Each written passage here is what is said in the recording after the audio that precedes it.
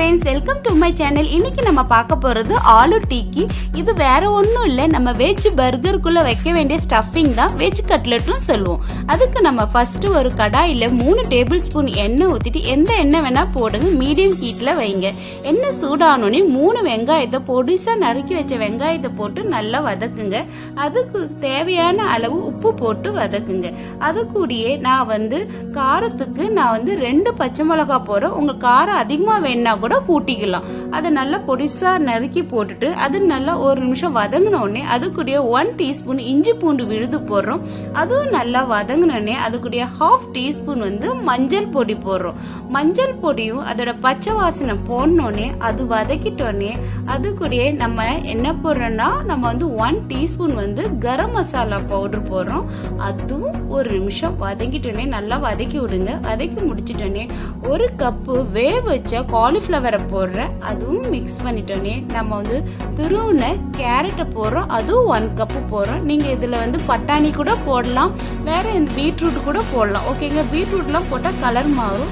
இவ்வளவுதான் நான் வெஜிடபிள் போடுறேன். இதுக்கு இது வெந்த உடனே ஜஸ்ட் நம்ம எல்லாத்தோட பச்சை வாசனை போனா போதும். ஸ்டவ் ஆஃப் பண்ணிட்டு மூடி போட்டு மூடி வைங்க. அடுத்த வேலையை நம்ம பார்க்கலாம். ஒரு சின்ன பவுல் எடுங்க. அதுல நம்ம 2 டேபிள் ஸ்பூன் மைதா மாவு போடுறோம். அப்புறமா அது கூடயே நம்ம 2 டேபிள் ஸ்பூன் கார்ன்ஃபிளவர் மாவும் போடுறோம். இது ரெண்டுத்தையும் கம்பைன் பண்ணதுக்காக நம்ம கொஞ்சம் கொஞ்சமா தண்ணி ஊற்றி தான் இது கலந்து விடணும். ஸ்பூன் இல்லைன்னா விஸ்க் வச்சுட்டு இதோ பாருங்க, இந்த மாதிரி அழகா கலந்து விடுங்க. இது கட்டி முட்டி இல்லாம கலந்து விடுங்க. கொஞ்சம் கொஞ்சமா தண்ணி ஊத்துங்க. ரொம்ப தண்ணி ஊத்திடாதீங்க, ரொம்ப கட்டியாவும் செய்யாதீங்க, அதே மாதிரி ரொம்ப தண்ணியாவும் பண்ணாதீங்க. இதை பாருங்க, இந்த அளவு போதும் நம்ம கம்பைன் பண்றதுக்கு. அது கூட நம்ம ஒரு பிளேட்ல ரவா இல்லைன்னா பிரெட் கிரம்ஸ் எடுத்தா போதும். நான் இன்னைக்கு ரவா எடுக்கிறேன். ஓகேங்களா, ரவால செஞ்சாலும் நல்லா தான் இருக்கும். அப்புறமா ஒரு பெரிய மிக்சிங் பவுல்ல 4 உருளைக்கிழங்கு உப்பு போட்டு வேக வச்சு மசிச்சு வச்சுக்கிறேன். அது கூட நம்ம வேக வச்சோம் இல்லையா, இந்த காய்கறியை வதக்கணும் இல்லையா, அதையும் போட்டுட்டு நல்லா மிக்ஸ் பண்ண வேண்டியதுதான். நம்ம இப்ப கட்லெட் பண்ணதுக்கு இந்த உருளைக்கிழங்கு தான் நமக்கு ஒரு கம்பைன் டவ் மாதிரி நமக்கு ஃபார்ம் என்ன ஷேப் பண்ணா பண்ணலாம். இந்த உருளைக்கிழங்கு மூலியமா தான் நம்ம எந்த ஷேப் பண்ணாலும் ஒடுக்க முடியும். அது கூடயே நான் ஒரு கையளவு கொத்தமல்லி இலைய நல்லா பொடிசா நறுக்குனதை அதையும் மிக்ஸ் பண்றேன். அதையும் போட்டுட்டு நல்லா மிக்ஸ் பண்ண வேண்டியதுதான். ஃபைனலா நம்ம போட வேண்டியது, நம்ம இந்த மிக்சர்ல என்ன போட வேண்டியதுன்னா பாருங்க, 1 டீஸ்பூன் சாட் மசாலா பவுடர். அது இல்லைனாலும் ஒன்றும் தப்பு இல்லை, போட்டா இன்னும் கொஞ்சம் டேஸ்ட் கூடுதலா இருக்கும் நம்மளோட இந்த ஆலு டிக்கிக்கு.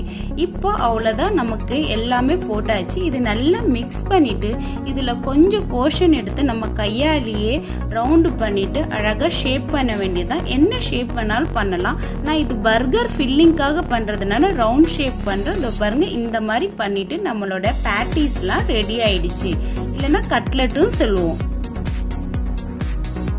இப்ப நம்ம பேட்டிஸ் எடுத்துட்டு இந்த மைதா பேஸ்ட் இருக்கு இல்லையா, அதுல போட்டுட்டு டிப் பண்ண வேண்டியதா. ஸ்பூனால பாருங்க எல்லா சைடும் முழுகிற மாதிரி பண்ணிட்டு அப்புறமா அதை எடுத்து பிரெட் கிரம்ஸ் இல்லைன்னா ரவா, இன்னைக்கு நான் ரவா தான் யூஸ் பண்றேன். ரவா எல்லா சைடும் படுற மாதிரி ஃபுல்லா ஒரு இடம் கூட கேப் விடாம எல்லா சைடும் படுற மாதிரி இந்த மாதிரி செஞ்சுட்டு அதுக்கப்புறம் அடுப்புல மீடியம் ஹீட்ல ஒரு கடாயில தேவையான அளவு எண்ணெய் ஊத்துனா போதும். நான் ஷாலோ ஃப்ரை தான் பண்ண போறேன். அதனால ஏன்னா ஆல்ரெடி இது நம்ம வேக வச்ச காய்கறிகள் தான், அதனால ஷாலோ ஃப்ரை பண்ணிட்டு ஒரு சைடு வெந்த உடனே அது திருப்பி போட்ட வேண்டியதான். ரொம்ப எண்ணெய் யூஸ் பண்ணல, நம்ம கொஞ்சமா தான் எண்ணெய் பண்றோம். நம்ம டீப் ஃப்ரை பண்ணல, ஒன்லி ஷாலோ ஃப்ரை. இப்ப பாருங்க, கோல்டன் கலர் ஆனோடனே நம்மளுடைய ஆலு டிக்கியே எடுத்தாச்சு.